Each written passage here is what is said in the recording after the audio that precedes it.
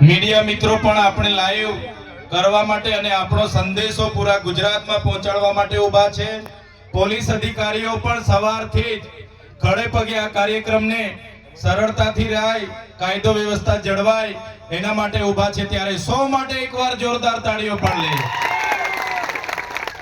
સાથીઓ, હું મારી જાતને ભાગ્યશાળી માનું છું, હું ગૌરવશાળી માનું છું, કેમ કે આજે જે રૂપસિંહ નાયકના વંશજો છે, રવજી નાયકના વંશજો છે, આપણે અહીંયા બાબલિયા નાયકના વંશજો છે, તમામ ક્રાંતિકારી લોકોના વંશજો વચ્ચે આવીને હું મારું વક્તવ્ય આપું છું. ત્યારે આ અવસરમાં હું પોતાને પણ ખૂબ ભાગ્યશાળી માનું છું.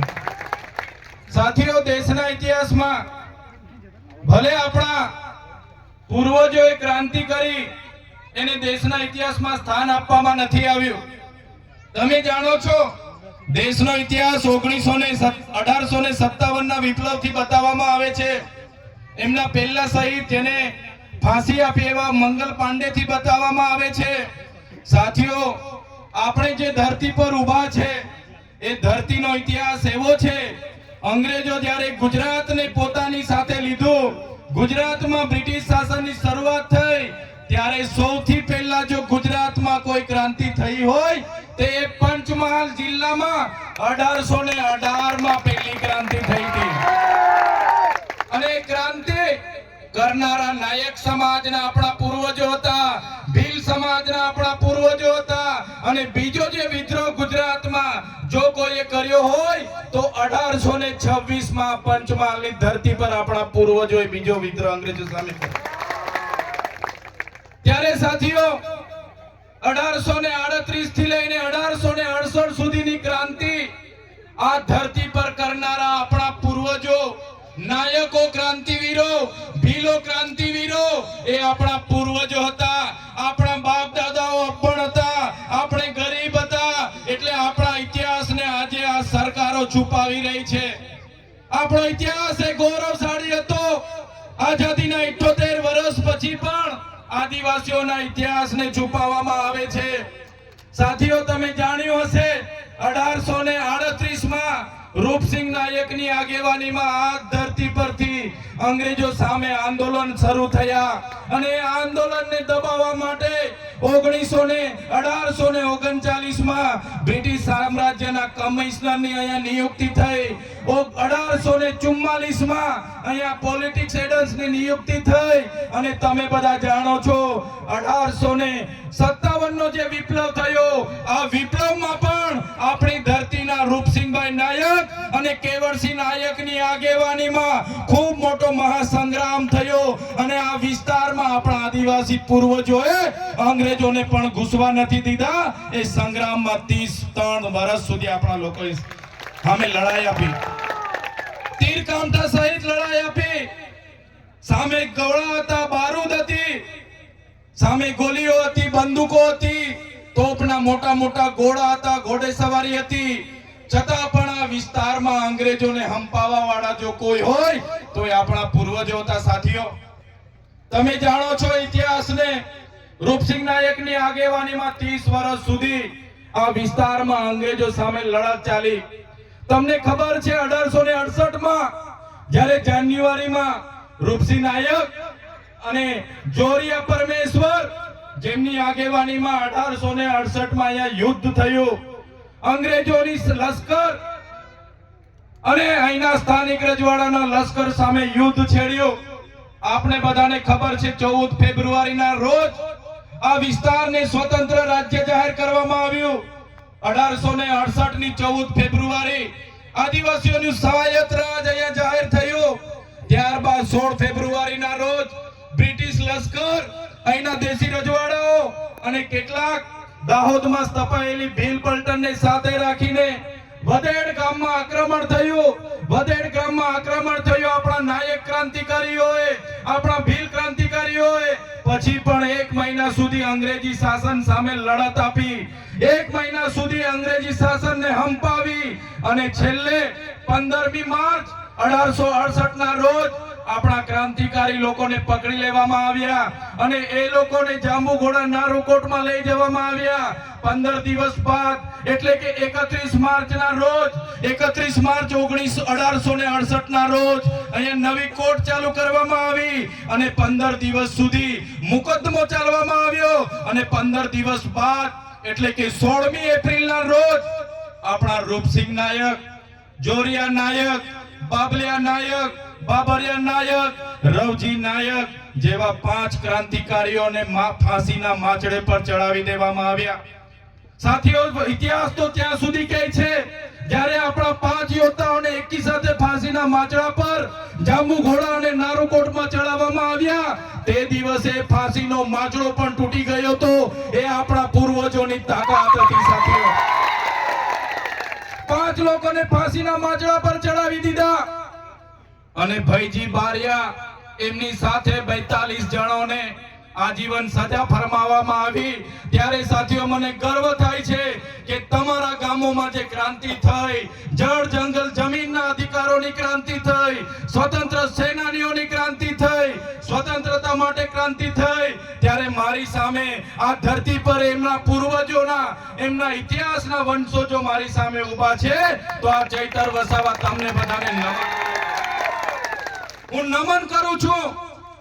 ત્યારે સાથીઓ, આજે તમે જોયું હશે આ જંગલ ખાતાવાળા આપણા વિસ્તારોમાં આવે છે અને આપણને કહે છે કે ભાઈ આ જંગલ ખાલી કરો, આ જંગલ ખાતાની જમીન છે. હમણાં પડાલિયામાં આપણી એક બેનનું ઘર તોડી નાખવામાં આવ્યું, આપણા લોકોને લાઠીચાર્જ કરવામાં આવ્યો, ટીયર ગેસ છોડવામાં આવ્યા, 50 રાઉન્ડ ફાયરિંગ કરવામાં આવ્યું. ત્યારે આ સરકારોને કહેવા માંગુ છું, અમારા પૂર્વજો અંગ્રેજો સામે પણ ઝૂક્યા નથી, એ ગોરા અંગ્રેજોને પણ અમે હરાવી દીધા છે. ત્યારે આ આદિવાસી સમાજ એવો છે કે ગોરા અંગ્રેજોને પણ અહીંયાથી ભાગવું પડ્યું હતું, ત્યારે તમારા જેવા કાળા અંગ્રેજોને પણ અમે ભગાડી દઈશું. ત્યારે જંગલ ખાતાને કહેવા માંગીએ છે, તમારો જંગલ ખાતાનો કાયદો 1864 માં અંગ્રેજોએ બનાવ્યો હતો, તેની સામે પણ રૂપસિંહ નાયક અને અહીંના ભીલો લડ્યા હતા અને તમારું જંગલ ખાતું 1927 માં બનાવવામાં આવ્યું છે અને આ આદિવાસી હજારો વર્ષથી આ જંગલોમાં રહી છે. આ જંગલ આદિવાસીઓ બનાવેલું છે. આ જંગલ અને આદિવાસી તમારા ખાતા પહેલા પણ છે. આ જંગલ અને આદિવાસી સરકારથી પણ પહેલા અહીંયા આવેલા છે. ત્યારે મારા આદિવાસી સમાજને અહીંયા હેરાન કરવાની કોશિશ કરશો, અમારી જળ જંગલ અને જમીન છીનવવાની કોશિશ કરશો, તો તીર કામઠા અને ભાલા અને પાલિયાને ધારે અહીંયા લઈને અમે ઊભા છે.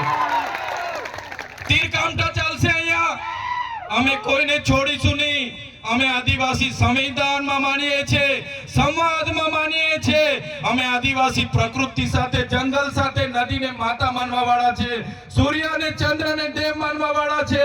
અને અમારા જ આદિવાસીઓને તમે અમારી પ્રકૃતિ, અમારી સંસ્કૃતિ, અમારા સમાજ, અમારા ગામ, અમારા જંગલથી છીનભીન કરવાની વાત કરશો, અમારી જમીનો છીનવવાની વાત કરશો, તો આવનારા દિવસોમાં વિસ્તારમાં પણ અમે આર પારની લડાઈ કરવા માટે તૈયાર છે. ત્યારે સાથીઓ, જોઈ લો તમે, એ જ પ્રકારનો આપણો બિરસા મુંડા ભગવાનનો ઇતિહાસ છે. રૂપસિંહ નાયકની જેમ આપણા ગુરુ ગોવિંદજીનો ઇતિહાસ છે. એ જ પ્રકારે આપણે ખાજ્યા નાયક, એ જ પ્રકારે ટાટિયા મામા ભીલ આપણા અંગ્રેજો સામે લડ્યા. દેશને જ્યારે આઝાદી મળી, આપણને હતું કે લોકશાહીમાં આપણને બધાને સમાનતામાં લાવશે, આપણો વિકાસ થશે, આપણી જમીનોને સિંચાઈનું પાણી મળશે, આપણા બાળકોને શિક્ષણ મળશે, આપણા યુવાનોને રોજગારી મળશે.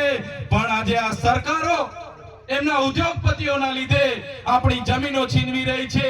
ત્યારે મારા આદિવાસી ભાઈઓ, મારા એસટી સમાજના ભાઈઓ, મારા ઓબીસી વર્ગના ભાઈઓ, આજે આપણી જે પ્રકારે આબાદી છે એ પ્રકારે આપણી હિસ્સેદારી નથી. ત્યારે આવનારા દિવસોમાં આ સામંતશાહી લોકો માટે, આ સામંતશાહી લોકોમાં હક અને અધિકાર લડવા માટે આપણે બધાએ આવનારા દિવસોમાં રાજનીતિમાં આવવું પડશે. રાજનીતિમાં ક્યાં સુધી આપણે અન્યાય વેઠીશું? આઝાદીના 78 વર્ષ થયા, સરકાર એક બાજુ અમૃત મહોત્સવ કાઢે છે, વિકાસ પર્વની ઉજવણી થાય છે, વિકાસ મહોત્સવો ચાલે છે. આ ઉત્સવોમાં કરોડો ને અબજો રૂપિયાના એમના તાઇફાઓ થાય છે. આજે અમારા બાળકો માટે શિક્ષણ નથી. આજે અમારા બાળકો સિકલ સેલ થી પીડાય છે, કુપોષણ થી પીડાય છે. આજે પીવાના પાણી માટે અમારી બહેનોને વલખા મારવા પડે છે. અહીંયા રોડ માટે આંદોલનો થાય છે. આ વિસ્તારની જમીનોના સિંચાઈના પાણી માટે આંદોલનો થાય છે. ત્યારે સાથીઓ, આ સરકાર એમનું મંત્રીમંડળ બદલે છે, પણ જો આપણે આપણા લોકોના વિકાસ કરવો હશે, આપણા લોકોનું ઉત્થાન કરવું હશે, તો આપણે મંત્રીમંડળ નહીં, આપણે આ સરકારને બદલી નાખવી પડશે.